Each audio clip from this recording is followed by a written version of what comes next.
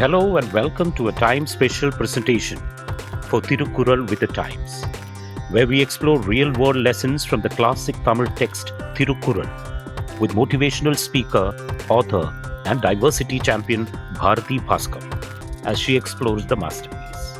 We explore stories of unstoppable spirits where courage fuels triumph.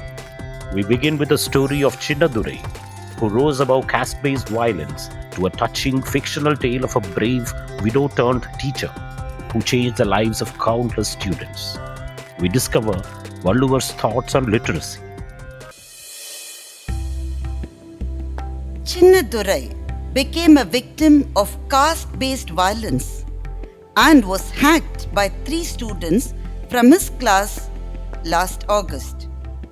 All of them were plus 2 students. He was often harassed and bullied, and when he complained, the 3 students entered his house and slashed him multiple times. He was admitted to the hospital, where treatment lasted for 4 months.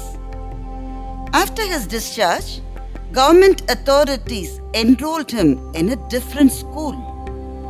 Chinnadurai was determined, went through all of these and wrote the exams with the help of a scribe. Results were announced recently and he scored 469 out of 600 with 94 marks in computer science and 93 in English. The most touching part of the story is when Chinnadurai was interviewed. He wished his attackers had also studied well and scored high marks.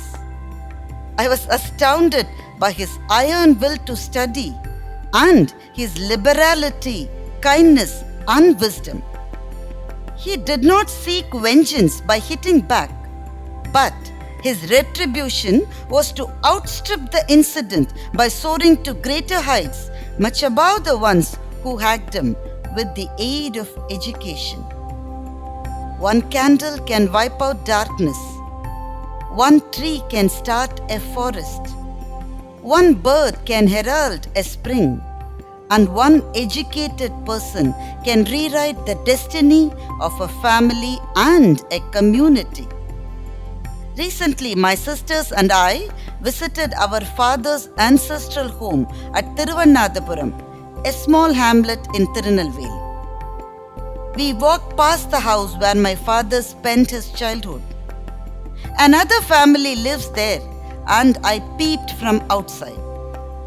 The curtains of time faded away, and I could see 3 young boys. My father was the middle one, and their widowed mother debating a decision to move to a new city.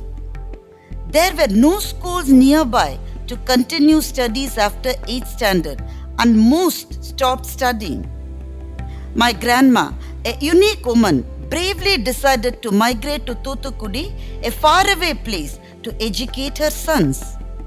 They again moved from Thoothukudi to Chennai when my father's elder brother got an admission letter from Loyola College. I shook my head to return to the present, and the 3 of us decided to stroll to the end of the street.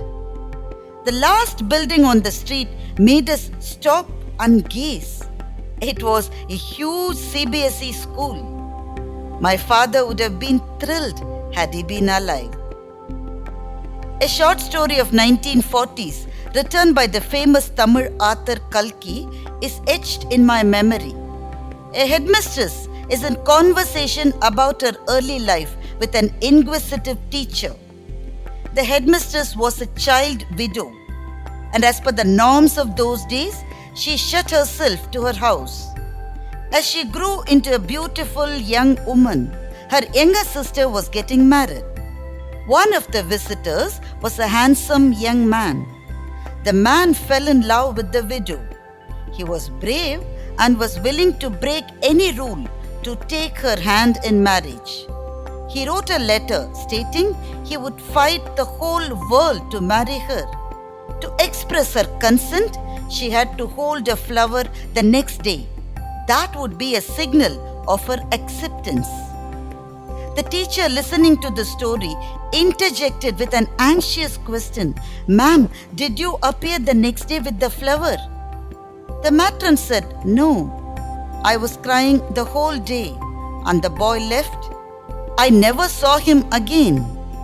The teacher was aghast. Why did you do that? Were you not in love with him, ma'am? The headmistress poignantly said, I did not respond since I was uneducated and could not read the letter. It was then I decided to get educated. By the time I could learn to read, it was almost a year. The letter was moist with tears as I cried every day with the letter. When I was finally able to read it, it was too late. Then I studied further and became a teacher to ensure no other girl misses life the way I missed it. Time flows like a river, but education remains the game changer for the headmistress, for my father, and for Chinnadurai, and for everyone. I am sure Chinnadurai will go places, and Valluvar predicted the same 2000 years ago. Yaadhaanum, Naadaamaal, Uraamaal, Ennoruvan, Saanthunayum, Kalladha, Vaaru. Every nation and every city is home to the learner. Why then some, till they die, refuse to learn?